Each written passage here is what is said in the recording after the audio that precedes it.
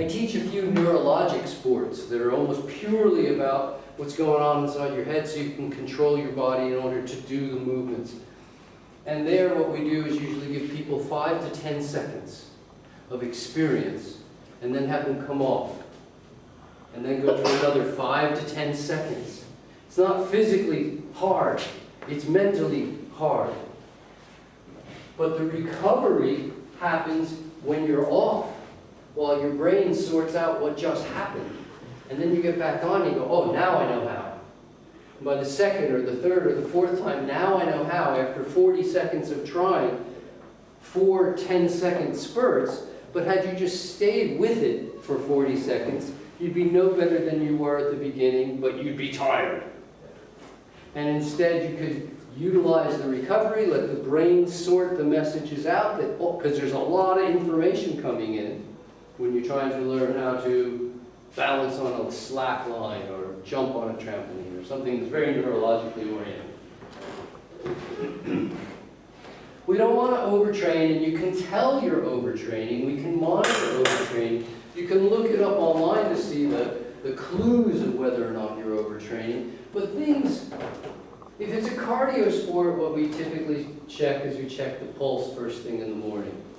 And if the pulse first thing in the morning is 50 every morning, and then one morning is 52, and the next morning is 54, and the next morning is 57, and then the next morning is 65, and you go, I'm not recovering enough.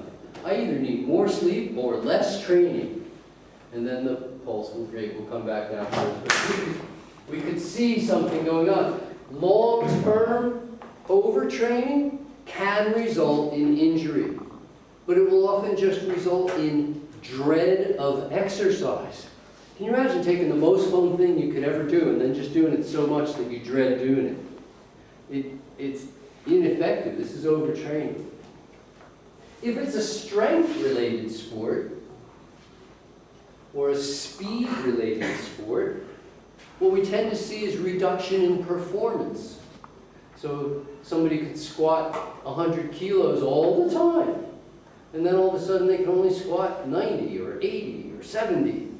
You're overtraining. You need to step back. Too much training is actually going to be a problem. Whether you wish, like flipping a coin, to see it as overtraining or under-recovering, they're opposite sides of the coin. Nothing we can do about that. They're closely related. What we want to have a better understanding of, is this relatively clear as at least muddy tea? Okay. We want to stay in the overload and recovery range, stay out of the overwork, stay out of the overtraining. We also want to be aware of when injuries happen. Injuries almost invariably happen at the very beginning of a training session or the very end. This is when they happen.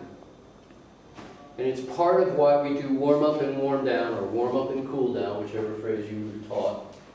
And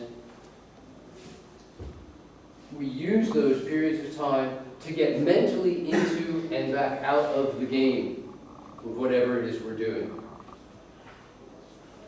Because you come in and you're still thinking about the guy who cut you off on the road and whatever fight you just had with somebody at work or at home or whatever it was, and whatever the challenges are, and you're not paying attention to what you're doing, and you can't, just starting out at full speed, it's not really, it's not a smart move.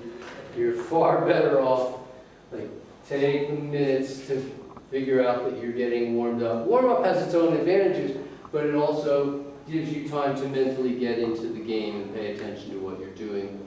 The same with warm down. By the end, when you're really tired, it's not the time to be doing the absolute hardest stuff. It's time to like sit down and do some cool down, or do some stretching out, or think about it a little bit, or do some slow motion exercises, or whatever it is that you're going to use as your warm down for that particular day.